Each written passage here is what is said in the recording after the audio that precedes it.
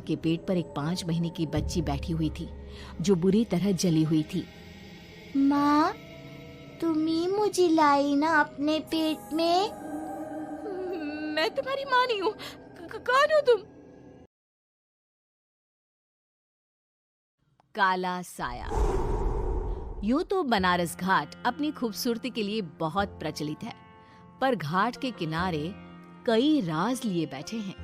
ये कहानी शुरू होती है बनारस के घाट के पास बने ममता निवास से, जहाँ प्रिया लाल जोड़े में ममता के घर उसकी बहू बनकर आती है।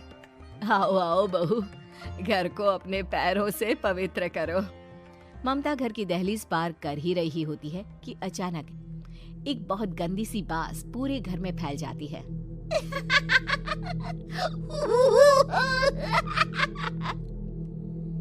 ये बदबू और ये आवाजें, ये कौन हंस रहा है माँ?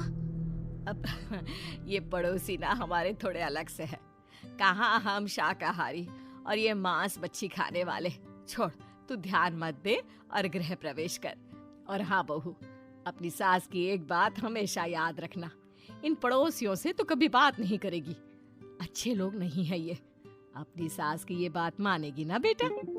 हाँ माँ, जो आपकी मर्जी, मैं उनसे बात नहीं करूंगी।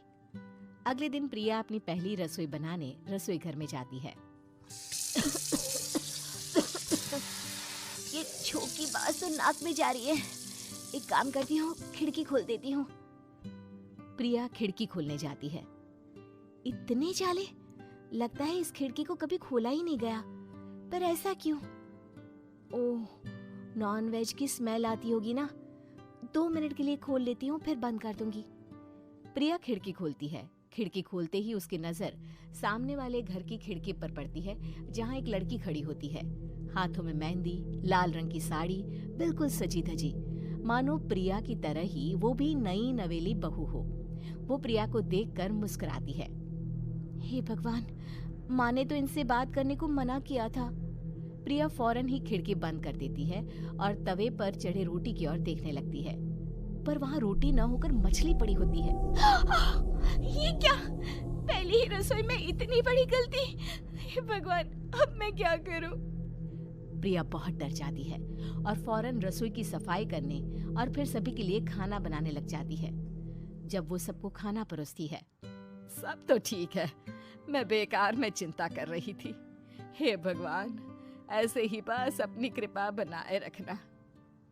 रात के वक्त जब सब सो रहे होते हैं, तब प्रिया को पायल की आवाज सुनाई देती है, जिससे उसकी आंख खुल जाती है।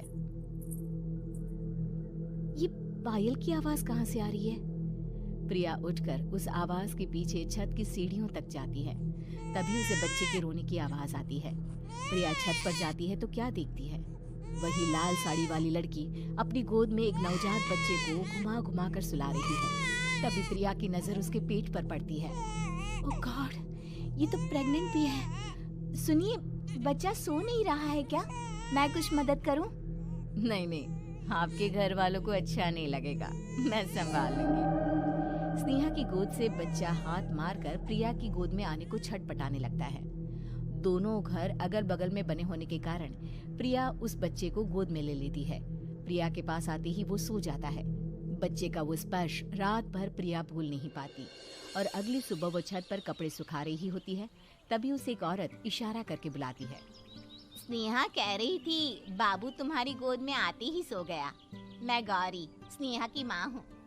बहू, घर आना, बाबू को खिला भी लेना।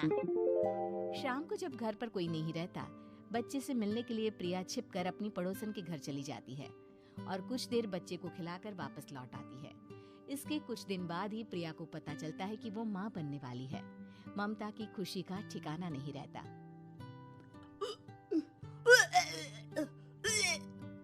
माँ जी, पता नहीं क्यों उल्टी आ रही है।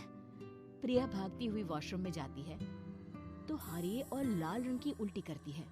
उस उल्टी में से कीड़े निकलते हैं। ये क्या? खून और ये कीड़े! माँ! माँ! प्रिया की आवाज सुनकर ममता दौड़ कर आती है, पर बेसिन में कुछ नहीं होता। प्रिया हक्की बक्की रह जाती है। ये सब क्या हो रहा है? प्रिया घबरा जाती है और अपने कमरे में जाकर सो जाती है। डर के कारण वो इतनी थक जाती है कि उसकी आंख लग जाती है। तब उसे ऐसा लगता है उसके पेट पर मानो कोई बैठा हुआ हो। कौन हो? प्रिया के पेट पर एक 5 महीने की बच्ची बैठी हुई थी जो बुरी तरह जली हुई थी। माँ, तुम ही मुझे लाई ना अपने पेट में? मैं तुम्हारी माँ नहीं हूँ। कौन हो तुम? माँ, देखो मैं जल गई बुरी तरह से। 6 महीने पेट में रहने को भी मुझे नहीं मिला। सहला दो ना माँ। बचाओ! बचाओ! माँ! ममता दौड़कर कमरे में आती है। प्रिया की बातें सुनकर वो सब समझ जाती है। तू कहीं बगल वाले घर में तो नहीं जाकर आई ना बहू? मुझे माफ कर दो, मैं गई थी माँ। उस घर में सब मरे हुए हैं बहू। कई साल पहले स्नेहा उस घर में बहू बनकर आई थी। कुछ ही दिन में वो एक बच्चे को जन्म देने वाली थी। पूरा घर बच्चे के आने की खुशी में खोया था कि एक दिन अचानक उस घर में आग लग गई। सब बुरी तरह जलकर मर गए। गौरी आज भी दादी बनने का इंतजार कर रही है और इसीलिए स्नेहा ने अपना अजन्मा बच्चा तुम्हारी कोख में डाल दिया।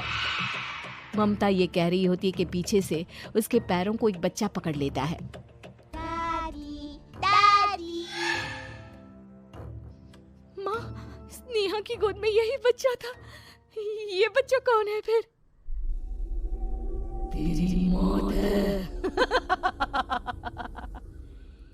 तेरी भी दादी। जिस चीज का ममता को डर था वही हो गया। ममता निवास के ऊपर मौत ने चादर बिछा दी थी। प्रिया का पेट ऐसे बढ़ जाता है मानो 9 महीने का हो। 2 हाथ उसके पेट से बाहर निकलते हैं। बहू, संतोष को फोन कर, किसी पंडित जी को बुला बहू। प्रिया का पति भागता हुआ घर आता है।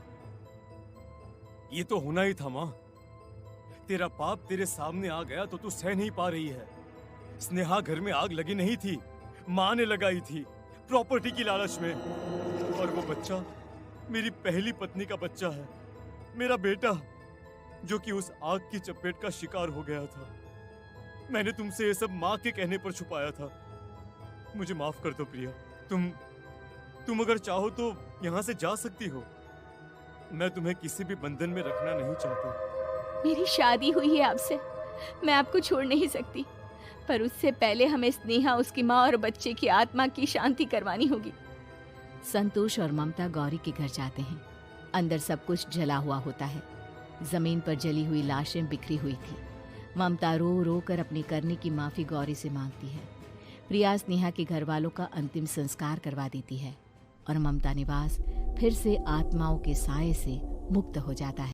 इस वीडियो को लाइक करें, हमारे चैनल को सब्सक्राइब करें और बेल आइकन जरूर प्रेस करें हमारी न्यू वीडियो सबसे पहले देखने के लिए। सब्सक्राइब करने के बाद ना घंटी बजा देना, ताकि जब भी मैं कोई न्यू वीडियो अपलोड करूं तो तुम्हारे फोन की घंटी भी बजे।